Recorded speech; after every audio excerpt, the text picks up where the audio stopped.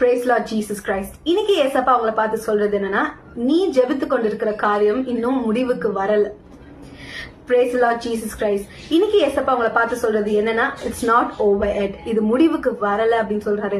ஏதோ ஒரு காரியத்துக்காக நீங்க ஜெபிச்சு ஒரு அற்புதத்திற்காக காத்து கொண்டு இருந்து இப்போ சோர்ந்து போய் கிவ் அப் பண்ணிட்டீங்க, விட்டு கொடுத்துட்டீங்க. ஏசப்பா சொல்றாரு, நான் அற்புதம் செய்ய வல்லமை உடையவரா இருக்கிறேன் அப்படின்னு சொல்றாரு. நான் துவங்குகிற காரியத்துக்கு நீ முற்றுப்புள்ளி வைக்காத அப்படின்னு கர்த்தர் சொல்றாரு. ஆண்டவர் இந்த அற்புதத்தை நிச்சயமாகவே செய்யதான் போகிறாரு. அவர் செய்யறதுக்குள்ள நம்ம எல்லாரும் சோர்வுனால முற்றுப்புள்ளி வச்சிடறோம். ஏசப்பா சொல்றாரு, இன்றைக்கு நீ சோர்ந்து போயிருக்க, ஆனா நான் உனக்கு பலன் கொடுக்க போறேன்னு கர்த்தர் சொல்கிறாரு. வசனம் சொல்லுது, லூக்கா 1:37 தேவனால கூடாத காரியம் ஒன்றும் இல்லை அப்படின்னு சொல்லப்படுது.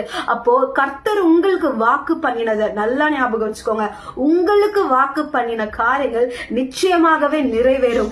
நீங்களா ஆசைப்படுற காரியங்கள் கிடையாது. தேவன் உங்களுக்கு வாக்கு பண்ணினார்ல, சில நேரத்துல நீங்க ஆசைப்பட்டது ஆண்டவர் நிறைவேற்றுவார். சில நேரத்துல அவர் சில காரியங்களை வாக்கு பண்ணிருப்பார்ல, அதற்காக நீங்க காத்து கொண்டு சோர்ந்து போயிருப்பீங்களே, அது நிச்சயமாகவே நிறைவேறும். ஒரே ஒரு காரியத்தை சொல்றாரு, முற்றுப்புள்ளி வைக்காத அப்படின்னு கர்த்தர் சொல்றாரு. ஏன்னா அவர் செய்யக்கூடிய தேவனா இருக்கிறாரு.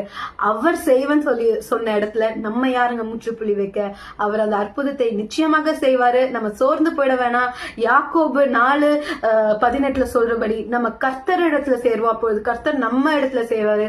கர்த்தர் நம்ம இடத்துல சேரும்போது நம்ம பலன் அடைவோம். அவர் பிரசன்னம் நம்மளை ஆளுகை செய்யும் போது நம்மளோட அவிசுவாசம் எல்லாம் நீங்க நம்ம விசுவாசத்துல நிலைத்து நிற்க கர்த்தர் நம்மளுக்கு உதவி செய்வார். ஆமென். God bless you. சோர்ந்து போயிடாதீங்க. Your miracle is on your way. God bless you. Have a great day.